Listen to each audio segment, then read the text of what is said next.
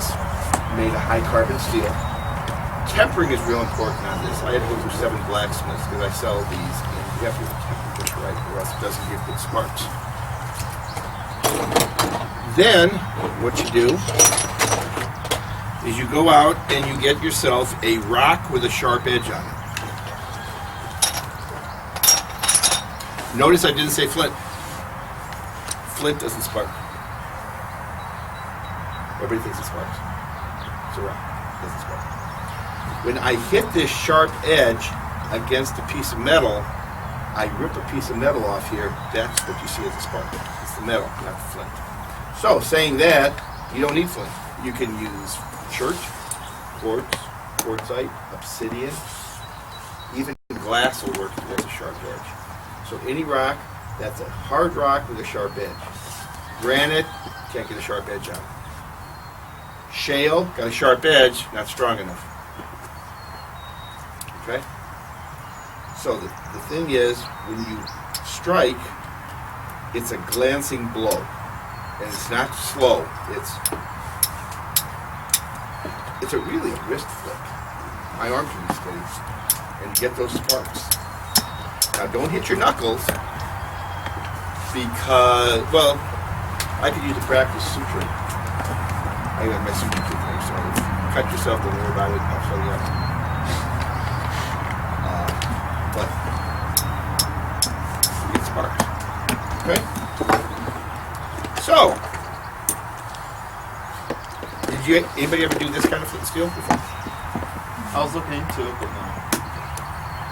Now you get your tinder. Now what else can you use for tinder if I don't supply you with the juice? Okay. Whenever you're using natural tinder, you gotta mix it. Don't just use a bundle of cattail. Cattail will go up in about 2 seconds.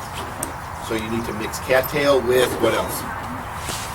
If you can find cotton, shredded cotton, yeah. What else? Maybe old leaves. You could crushed up really good will help. Like the gray, like you go barely deep in there. You could add that to your bundle. What else? Huh? Tree bark. Whenever you're looking for something, it's got to be fine. Inner bark of a cedar tree, inner bark of a tulip poplar. So you have to know what those trees look like. Get some pine needles, crush them up. Cottonwood fluff. You can find a mouse's nest. Bird nest.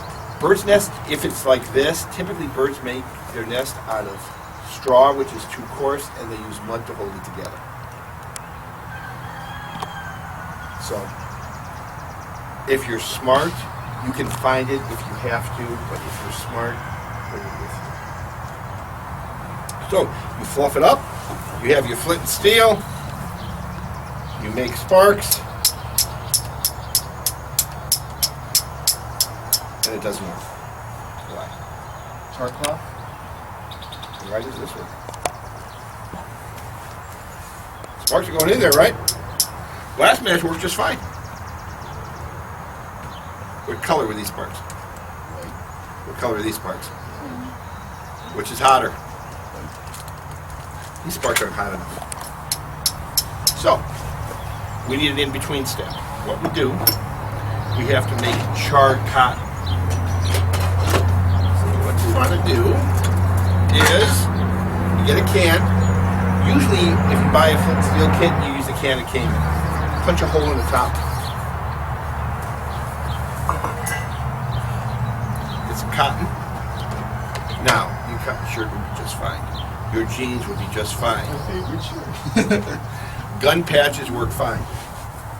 This happens to be shredded cotton they use for stuffing couches. This works really well. You take some of this, you put it in the can,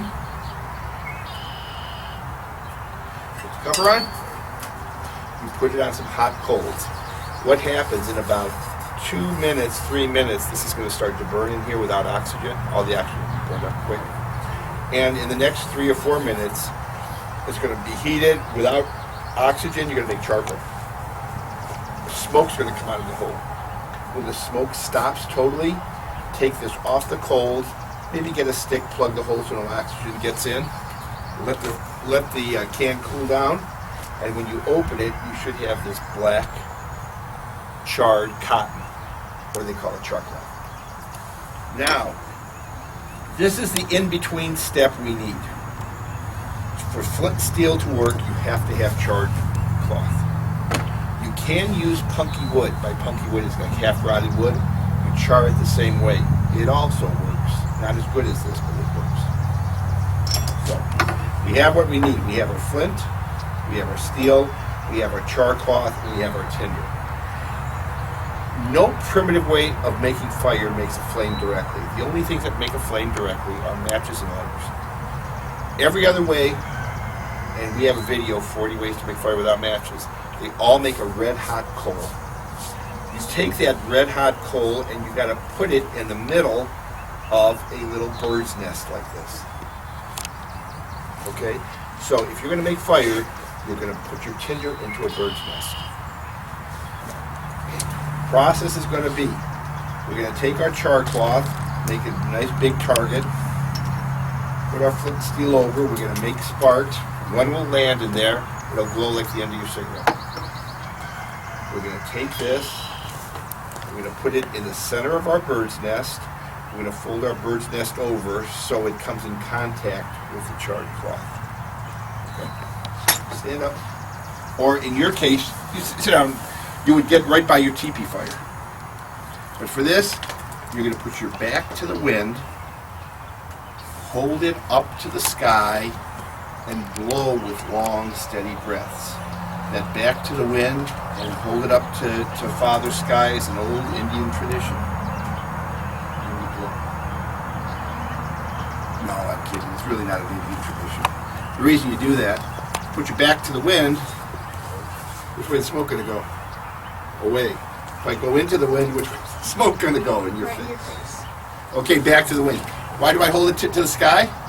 If I do this, which way, when this bursts into flames, which way heat go? Right in your face. So you hold it like this. So we're going to do this now a couple times, then you're going to redo your teepee fires, and then you're going to be blowing it into flames right by your teepee fire. I have a question. Yes. How could you make the char cloth if you're already trying to make a fire, but you have to put it on red coals to make the char cloth? Make your first fire with a bow drill. That's next. You're absolutely right. You need a fire to make char cloth. So you have to have some way. So you either wait for lightning to strike a tree, or you rub sticks together to make a fire, and then you make a whole lot of char cloth. Exactly right. So that's what you did. People never ran out of char cloth for that reason. Okay, so we make sure we have our bird's nest.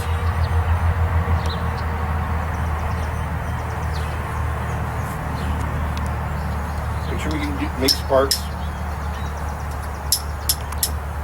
Have one spark land right on here. Sometimes it's hard to get the sparks to land right where you want.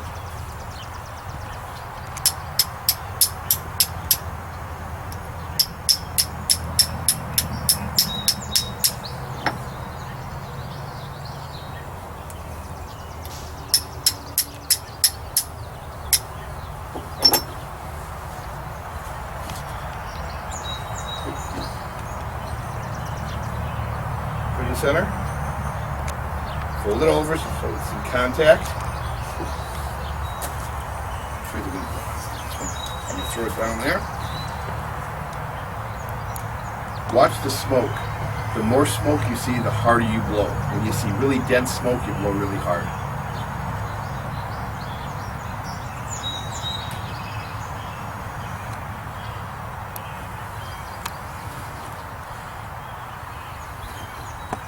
Fine. You put that into your doorway of your teepee fire, and that's your match.